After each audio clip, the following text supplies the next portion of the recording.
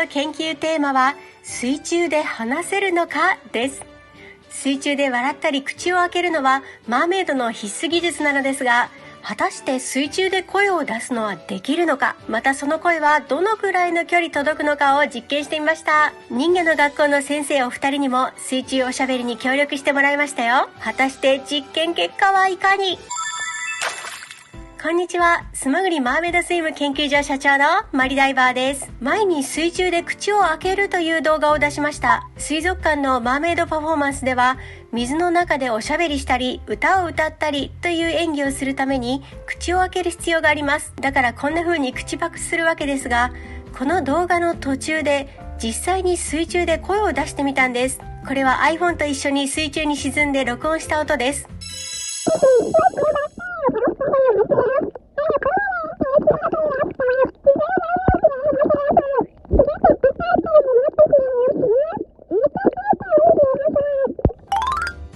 喉を閉めて声を出しているのでかなり声が高くなっていますが、なんとなく何を言ってるのかわかるんじゃないかなと思います。この時の iPhone と口の距離は約20センチ、かなりの近距離でした。話の内容までわかるのは録音機材と口の距離が近かったからかもしれません。そこで今回はダイビングプールを使ってどのくらいの距離声が水中で伝わるのかを実験してみましたよ。素潜りマーメイドスイム研究所では素潜りやマーメイドスイムについて私自らが実験台となり検証するだけでなく、潜るためのコツやレアな情報をお伝えしています。ぜひチャンネル登録をして当研究所の研究員になってくださいね。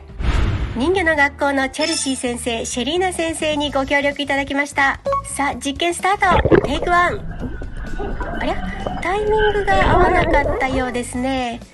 続いてテイク2。私があまりにへんてこなお願いしたので笑ってしまって失敗です。最後にテイク3。今度こそ先生頑張って。大成功です。どうですか？ちゃんと聞こえましたよね。さすがマーメイドの先生、こんな突然の無茶ぶりでもちゃんと水中で自己紹介してくださいましたよ。でも実験はこれでは終わりません。一体どのくらいの距離水中の声は届くのでしょうか。まずは近距離1メートルカメラから離れてみました。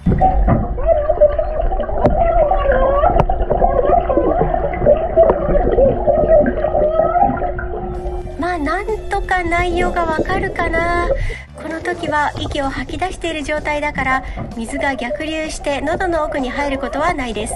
ただし声とともに空気がボコボコ出てしまうのでそんなに長くは息が続きません。続いて5メートル離れてみました。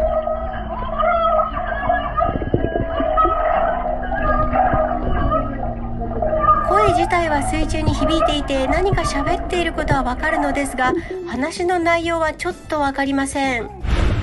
さらに10メートル離れてみましょう。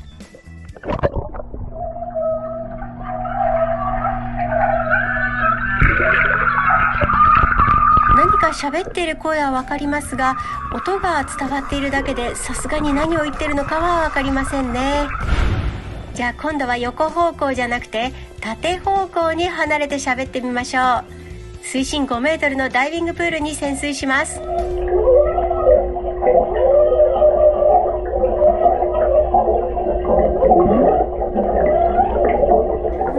これもちょっと判別不可能。でも結構音自体は水中でもよく伝わることは分かりました。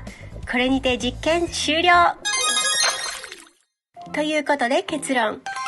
水中で言葉を聞き取れる距離はせいぜい1メートルである。もしどうしても水中でおしゃべりを楽しみたいならかなり接近して潜水しないとダメですね。この恵比寿のダイビングプールでは水中で音楽を流しています。だからその音を消して完全に無音の状態ならもうちょっと距離があっても聞こえるかもしれません。まあそれでも 2,3 メートルが限界でしょうね。また常に波の音がしている海中だと別だと思います。やはりプールよりは聞こえにくいんじゃないかしら。ただしこの音はあくまでも録音映像の音です。この動画は GoPro で撮影しているのですが、撮影した映像の音と実際に自分の耳で聞いた音では耳で聞いた時の方がよく聞こえます。人間の耳はものすごく高性能で、余分な雑音を無視して声だけに集中できます。だからこの映像の音よりははっきり聞こえた印象があります。まあこればっかりは YouTube でお伝えできませんよね。実際に潜って聞いていただくしかありません。そして注意点です。これは水中で息を吐き出すという極めて危険な行為です。水に潜ることに慣れてない人は息が続かないことにパニックになって溺れる危険性があります。水中で息を吐き出すことの危険性はこちらの動画で詳しくお話ししています。意識を一時的に失うブラックアウトという現象についてです。ぜひこちらの動画もチェックしてくださいね。決して無茶なことはしないこと。どうぞ気をつけてご安全に。ご協力いただいた人魚の学校のシェリーナ先生、チェルシー先生、本当にありがとうございました。この動画が面白いと思われましたら、見たよーという合図代わりに高評価をポチッと押してください。いつも高評価をくださるあなた、本当にありがとうございます。疑問、質問、実験、検証のリクエストも気軽にコメント欄に書き込んでくださいね。また次回の動画であなたとお会いできたら嬉しいです。